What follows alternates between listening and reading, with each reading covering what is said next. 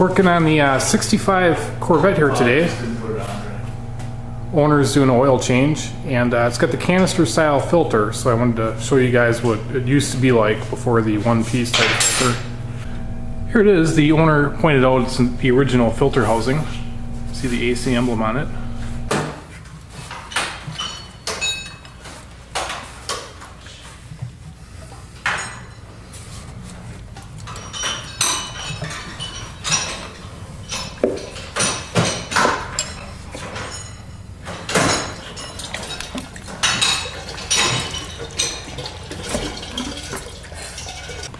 Here he's taking out the O-ring.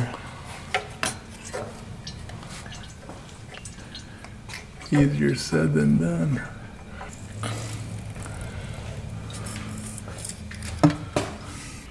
Here's the new filter and O-ring. It's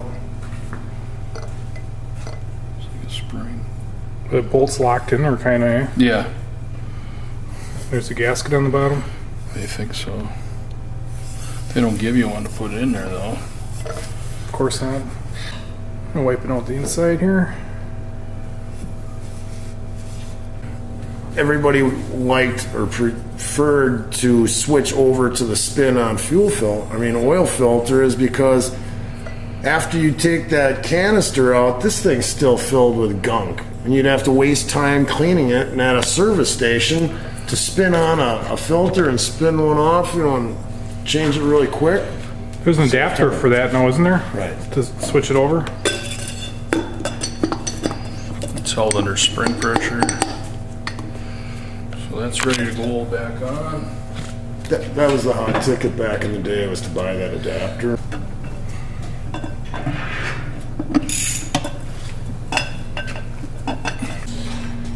ZDDP anti-wear additives for the flat tappet cam. High zinc petroleum. Expensive stuff, I guess.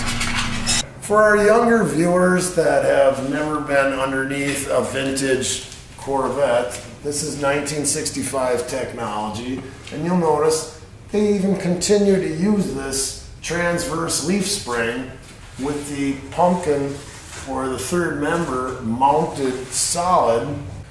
So when you're talking about this independent rear end, the weight of the third member, the heavy section with the ring and pinion, is stationary with the frame, so that it's it's sprung weight. Okay, this only has to control this part, and the heavy part stays here.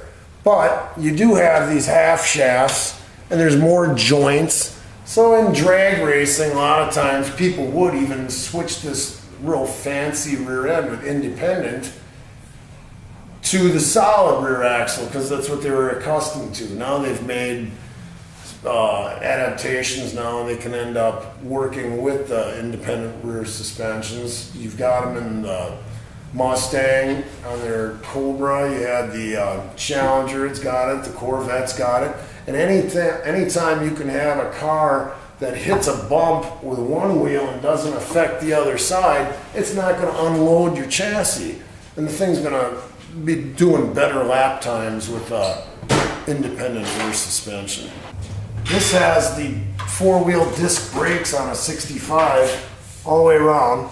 On a Jaguar, they would have the brakes inboard, and anything you can do to keep unsprung weight lighter, it's easier to control the tire going up and down. The shock has less to control. If you have lighter wheels, if you don't have your brakes out here like a Jag, then it's even easier. But disc brakes was a great improvement for 1965. You'll see that the exhaust is even, oval. It goes through the frame because this chassis was lower to get the center of gravity down. If you're ever lifting a body off of a Corvette, remember that you got to unbolt these. This is where the seat belts are mounted.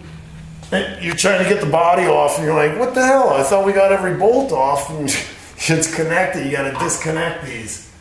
It's a fiberglass floor pan, fiberglass body. The steering is behind the axle.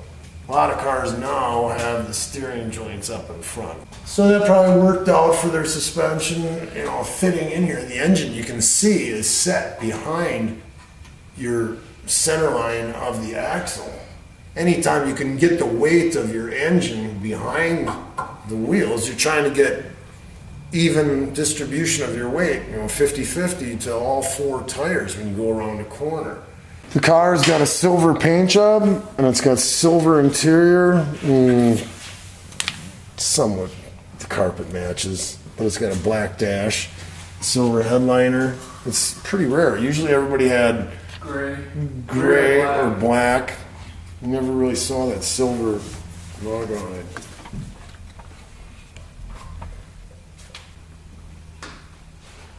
So we're putting the oil in our engine. This is a 327 350 horse known as an L79. It's got factory high rise and a Holley carburetor. This also is unique with factory air conditioning, power brakes.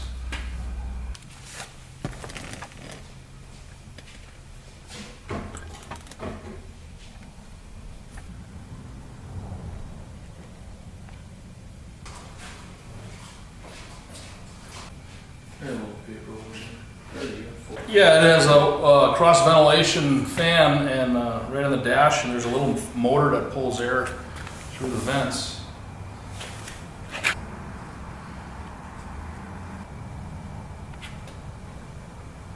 On a Corvette, it's got a fiberglass body, so they put this shielding around, and a lot of hot rodders back in the day would just peel that off because it really is a pain in the butt to work with. But when you have the spark scatter on the spark plug wires, it would screw up your radio. Back in the day, with these cast aluminum valve covers, they dampened a lot of noise. When you have sheet metal ones, you hear a lot more rocker arm noise.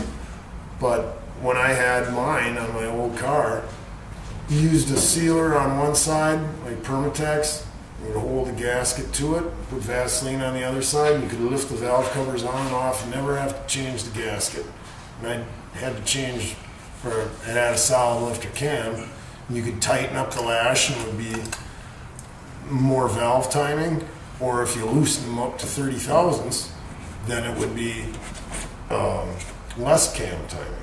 The cam was called the Duntov 3030. That just meant there was 30 thousandths lash on the rocker arm adjustment, and you could tighten it up and you get more valve timing, or if you loosen it up to 30, then that's what it was made for.